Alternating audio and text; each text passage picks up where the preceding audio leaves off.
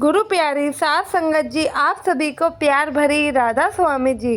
साध संगत जी, वक्त रहते आप भी अपने कर्मों को सुधार लीजिए, वरना हमें एक दिन जब कर्मों का भुगतान देना पड़ेगा तो हम नहीं चुका पाएंगे। क्योंकि किस भेष में हमें कर्मों का भुगतान करने आना पड़े कोई नहीं जानता है। इसलिए वक्त रहते हम भी अगर अपने कर्मों को सुधार लेंगे तो ऐसी नौबत ही नहीं आएगी। संगत से एक हाथ जोड़कर विनती है कि वीडियो के अंत तक ज़रूर बने रहे जी, और संगत के अपने इस चैनल को सब्सक्राइब जरूर करें जी। साध संगत जी, यह घटना जलंधर शहर की है। एक सत्संगी परिवार जलंधर में रहा करता था। फिर इस भाई की जो कि ट्रांसफ़र है फॉरेन कंट्री में हो गई। जैसा कि हम सभी जानते हैं कि फॉरेन कंट्री में भी बाबा जी के सत्संग होते हैं, क्योंकि बाबा जी की संगत देशों में नहीं बल्कि विदेशों में भी है, जो कि आंखें भर के बाबा जी के दर्शनों की राह तकती है। साथ संगत जी, यह परिवार ज़्यादा बड़ा तो नहीं था। ये एक भाई था और उनकी माता जी थी। अब फ़ॉरेन में जब इनका ट्रांसफ़र हो गया, लेकिन ये अपने गुरु से दूर तो नहीं हो सकते थे ना। इनके घर में एक पालतू कुत्ता भी था। तो साथ संगत जी, जो कि इनकी माता जी थी, वह तो अक्सर वहाँ के सत्संग घर में सेवा के लिए जाया ही करती थी, बल्कि ये जो भाई था इन्हें भी कहा करती थी कि यह भी सेवा पर जाया करे। साथ संगत जी, एक बार की बात है जब फ़ॉरेन में बाबा जी सत्संग करने और दर्शन देने के लिए आते हैं। उस दिन दोनों माँ बेटे सत्संग जाने के लिए कहते हैं। जैसे ही सत्संग जाने के लिए निकलते हैं, इनके पास जो डॉग था वह भी इनके पीछे पीछे जाने लगता है। फिर ये भाई कहता है कि माता जी, ये अगर हमारे साथ जाएगा तो क्या होगा। अब ये घर पे भी नहीं रुक रहा और हम इसे साथ में लेकर नहीं जा सकते, क्योंकि सत्संग घर में तो कुत्तों का आना बिल्कुल भी अलाउ ही नहीं है। फिर हम अगर इसे गाड़ी में बिठाकर ले भी गए तो ये वहाँ पर हमारी राह कहाँ पर देखेगा, कहीं इधर उधर गुम गया तो। फिर माताजी समझाती हैं कि बेटा कोई बात नहीं, अगर ये हमारा पीछा नहीं छोड़ रहा है तो एक काम करते हैं, ऐसा कर तू चले जा, मैं घर पर ही रुक जाती हूँ और इसका ध्यान रख लेती हूँ। फिर वह भाई कहता है कि नहीं माँ, आप कैसी बातें कर रहे हो, अगर आप सत्संग नहीं जाओगे तो मेरे पर ही ये कर्म बनेंगे, क्योंकि आप मेरी वजह से नहीं जाओगे। आप ऐसा करो, आप सत्संग घर चले जाओ, मैं यहाँ पर इसका ध्यान रख लेता हूँ। फिर जब इनकी माता जी सत्संग जाने लगती है साथ संगत जी, तो ये कुत्ता तब भी इनके पीछे पीछे जाने लग जाता है। काफ़ी कोशिशों के बावजूद भी ये लोग समझ चुके थे यह कुत्ता घर पे नहीं बैठने वाला है। फिर दोनों माँ बेटे गाड़ी में उस कुत्ते को भी बिठाकर सत्संग घर ले जाते हैं। जैसे सत्संग घर ये लोग पहुँचते हैं, वहाँ पर तो कुत्तों का जाना अलाउ ही नहीं था। तो यह भाई सेवादार से बात करता है और कहता है कि अब हम इसे साथ तो ले आए हैं, अगर आपकी इजाज़त हो तो क्या हम इसे एक साइड में बांध कर रख सकते हैं, ये आप लोगों को बिल्कुल भी हानि नहीं पहुंचाएगा। तो फिर इस पर सेवादार कहते हैं कि भाई, अगर ये हम लोगों को हानि नहीं पहुंचाएगा तो ज़रूर तुम इसे एक साइड में बांध कर यहाँ पर छोड़ जाओ। फिर ये भाई सेवादारों से बात कर कर अपने कुत्ते को गेट पर ही बांध कर सत्संग सुनने के लिए चले जाता है। साथ संगत जी, वहाँ पे मौजूद सेवादार क्या नोटिस करते हैं कि वह जो कुत्ता था जो कि बंधा हुआ था, वह हमेशा अपने आप को वहाँ से छुड़ाने की कोशिश कर रहा था। लेकिन सेवा में बिजी होने के कारण सेवादार उस पर ध्यान नहीं दे पा रहे थे और उन्हें इस बात की तसल्ली थी कि ये आराम से बंधा हुआ है, ये अपने आप को नहीं छुड़ा सकता है। तो साथ संगत जी, जो वह कुत्ता था वह बार बार निकलने की कोशिश कर रहा था और वह इस चीज़ में कामयाब भी हो जाता है। जब वह वहाँ से निकल जाता है, सेवादार उसे पकड़ने की कोशिश करते हैं, लेकिन वह कुत्ता जाकर एक गाड़ी के पास रुक जाता है। सेवादार भी वहाँ पर जाकर रुक जाते हैं, सोचते हैं कि अब इसका क्या किया जाए। लेकिन जो गाड़ी के पास ये कुत्ता रुका था वह बाबा जी की गाड़ी थी।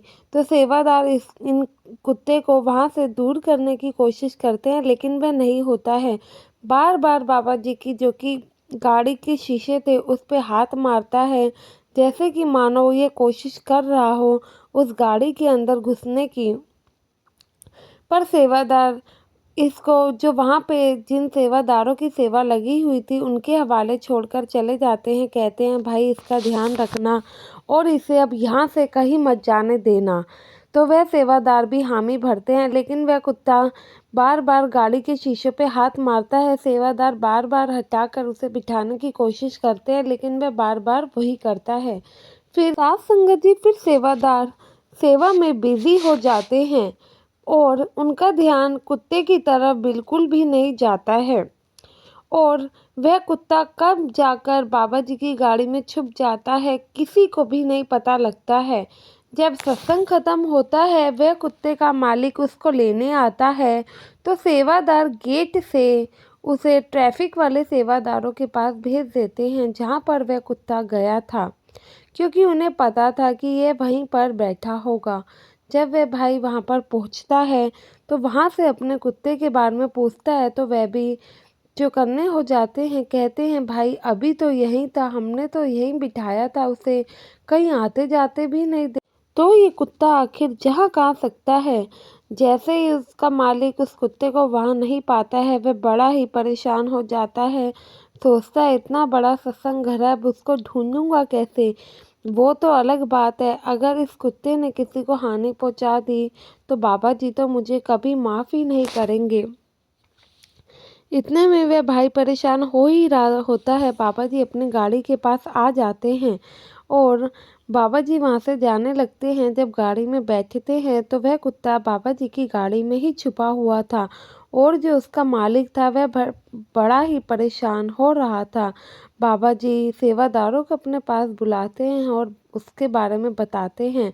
तो सेवादार कहते हैं तो सेवादार भाई कहते हैं हाँ बाबा जी, इसका मालिक भी काफ़ी परेशान हो रहा है और काफ़ी समय से इसको ढूंढ रहा है। इतने में जो कुत्ते का मालिक था वह भाई भी बाबा जी की गाड़ी के पास पहुंच जाता है और अपने कुत्ते को पाकर बड़ा खुश होता है। और वह कहता है कि बाबा जी मुझे माफ़ कर दो, मैं नहीं जानता हूँ कि ये आपकी गाड़ी में कैसे आया, मुझे ज़रा सा भी इस बात का अंदाज़ा नहीं था। पर वह कुत्ता बाबा जी को देखकर रोने लग जाता है और उनके पैरों में बैठा रहता है। उनका मालिक चैन से उसे उठाने की कोशिश भी करता है, लेकिन वह वहाँ से नहीं हटता है। तो फिर बाबा जी कहते हैं रुको बेटा। फिर बाबा जी कुत्ते को थोड़ा सा सहलाते हैं और उसे प्यार करते हैं। तो जो वह भाई था वह पूछता है कि बाबा जी ये आखिर ऐसा क्यों कर रहा है और क्यों आपके पैरों के पास से नहीं हट रहा है। तो बाबा जी कहते हैं कि बेटा ये कोई पुरानी बिछड़ी हुई रूह है जो सत्संग घर तक देखो आज आ गई है। ये सब हमारे कर्मों का ही तो फल है। हम जीते जी भजन सिमरन नहीं करेंगे और मांस मच्छी खाएंगे, जो काम नामदान के समय मना किए जाते हैं हम वो ही करेंगे, तो कर्मों का हिसाब तो हर किसी को देने आना ही पड़ेगा। कोई भी कर्म हम करने से पहले एक बार भी नहीं सोचते हैं कि हमें इसका हिसाब किताब चुकाना पड़ेगा। अगर हम कोई भी कर्म करने से पहले ऐसा सोचें और भजन सिमरन की ताकत को जान जाए तो फिर ऐसी नौबत ही क्यों आए। बाबा जी उस कुत्ते को प्यार से सहलाते हैं तो वह अपने मालिक के पास चले जाता है। साथ संगत जी ये ना हो कि हम लोगों को भी ऐसे ही बिछड़ कर दोबारा बाबा जी के पास आना पड़े, या फिर हमें दोबारा क्या पता मौका मिले भी या ना मिले सद्गुरु के पास आने का। इसलिए वक्त रहते ही अपने भजन सिमरन पे ध्यान देना चाहिए। जो उस मालिक ने हमें नाम बख्शा है, उसने इतनी हम पे दया मेहर की है, तो हम क्यों उसका अनादर करते हैं, क्यों नहीं हमें नामदान की कदर है, क्यों हम उसको नहीं जपते हैं। जिसने हमें दुनिया में लाया, पूरी दुनिया दी, हम थोड़ा सा समय उसी को नहीं दे सकते हैं, जो कि बिल्कुल भी सही बात नहीं है।